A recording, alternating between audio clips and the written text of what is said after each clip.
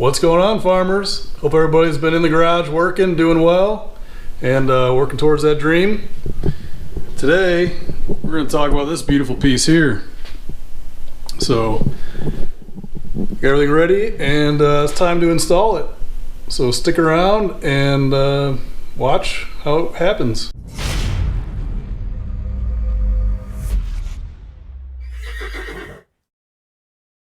All right, farmers. Like you guys saw in my last video, I was preparing the rear subframe by removing the original upper torque box to install this thing. And I got everything cleaned up back there. I just want to go over this real quick. So this here is 4130 chromoly tubing. This thing is just insanely nice. Now I was going to get the Team Z one, but Team Z uses a slot right here and it has serrations that go this way, so you have to have a special serrated washer and everything to keep your upper arm in position. Well, it's a good idea and it sounds really cool, but I was thinking, man, if a bolt gets loose and that thing drops down and you hit a launch, it could really tear stuff up or make you launch really bad. So I ended up finding this Merillat Racing piece.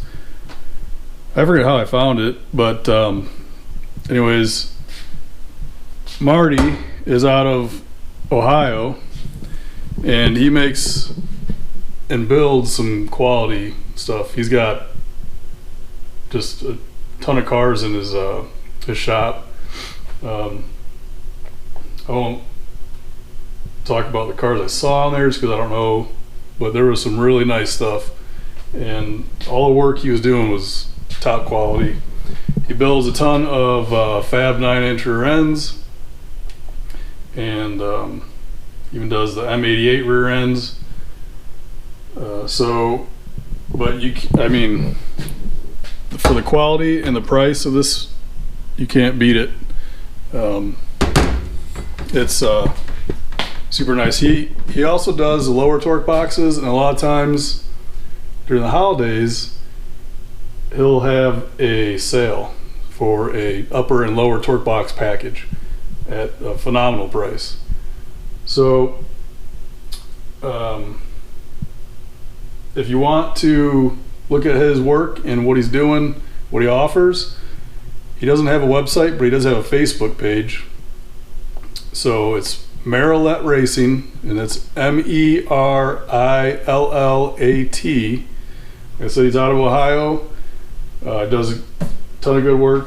I happen to be near his shop for work, and had ordered this piece and said, hey, I just want to come pick it up because I'm driving right by you. And he ended up selling his last piece, gave me a call. I was like, hey man, I'm gonna make you one, but it won't be ready till tomorrow. So and the way it worked out, it was perfectly fine. So Marty's stand-up guy. Like I said, offers top quality stuff.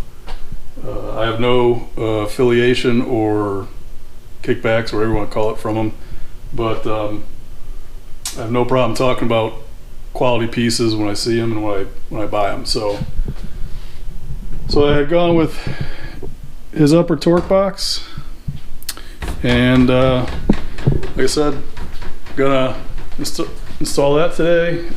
Pretty straightforward and simple. Let's crawl under the car. So as you can see, I have got this all painted black with some Rust-Oleum, good old quality Menards Rust-Oleum. On the inside, you can see all these black spots. Well, I filled the holes with the weld, and then just for reassurance, I mean, I used a flashlight and shined light through, to see if I could see any light.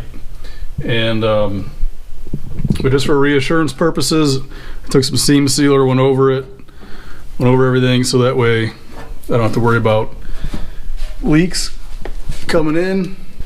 A tip for you if you don't know already, but when you're working on sheet metal or anything where you got to fill a hole, even aluminum, this works, but you get a piece of brass, and this here I had laying around, but use it as a backing plate. So you stick that up against where your hole or gap is, and then you just start welding and kind of fill it in.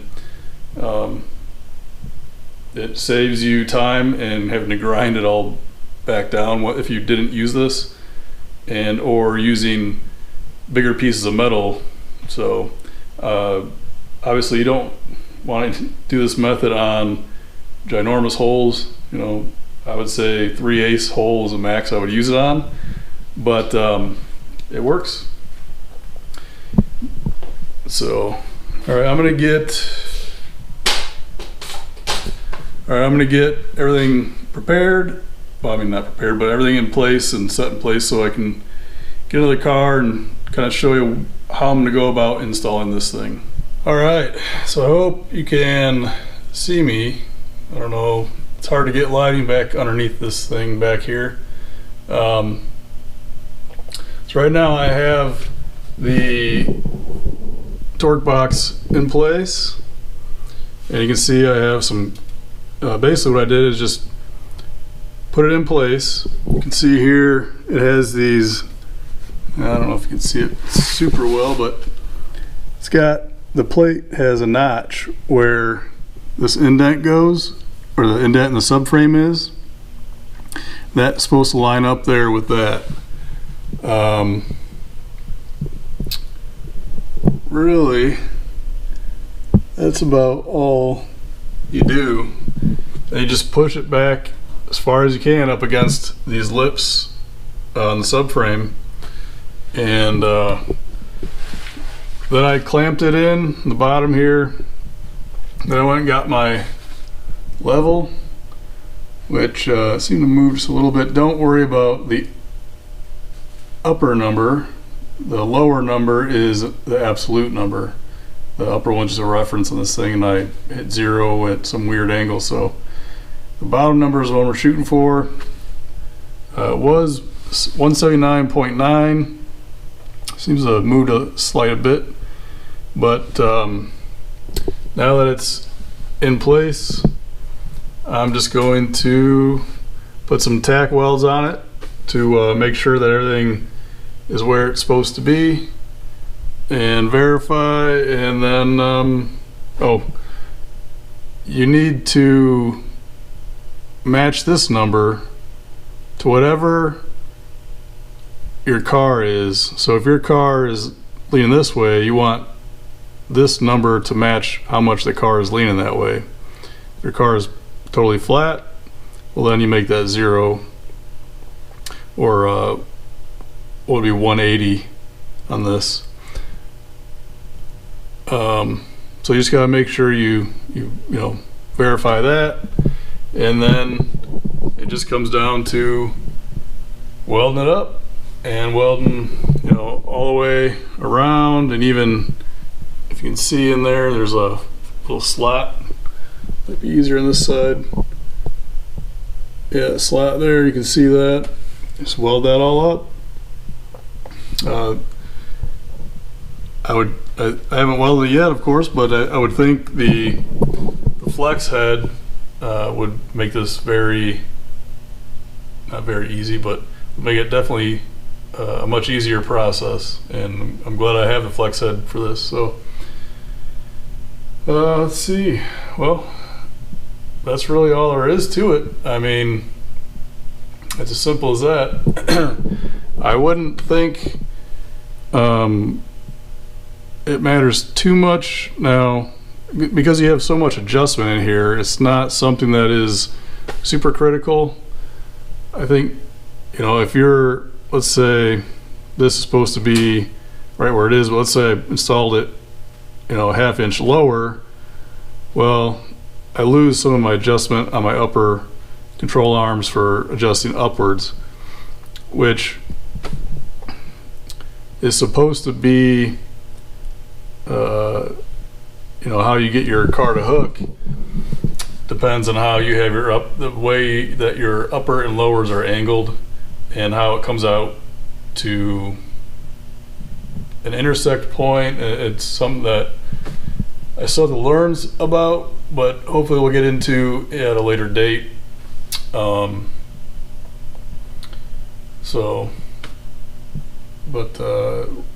Looks good to me, so I'm gonna start welding it up. All right, everybody, I got it tacked in, and you can see I've gone ahead and put quite a few tacks in it. I have to move the clamp around a little bit in a few spots. Not too big a deal, but yeah, the fit's good. You can see I am 179.8, so pretty close. Not too concerned.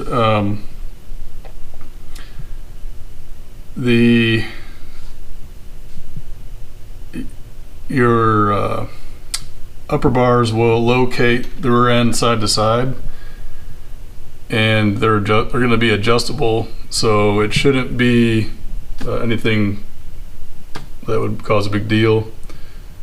I think if it was way out of whack, you'd probably see some kind of weird movement side to side as it goes up and down, but it's not going to be moving very far. It'll only probably have a couple inches of travel, really. I mean, I'm going to try and sit it as low as I can with regards to having stock suspension, which isn't, it can't be a ton, but we'll see. We'll figure it out if it doesn't work, but I don't think it'll cause any issues. I'm not too concerned. So yeah, but with it in there in place, there's definitely plenty of room to do your painting afterwards if you wanted to. I mean, I gotta paint this thing up anyways, but yeah, so I could have waited for the paint here. I don't think there'll be any issue.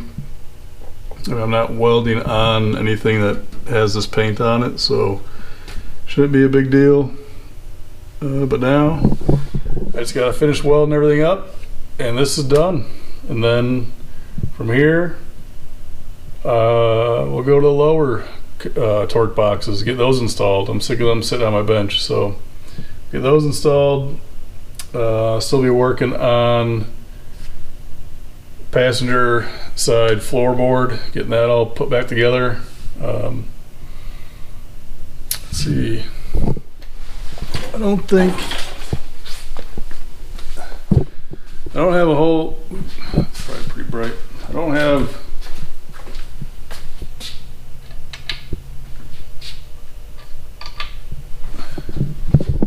other than that, I don't have a whole lot to go over,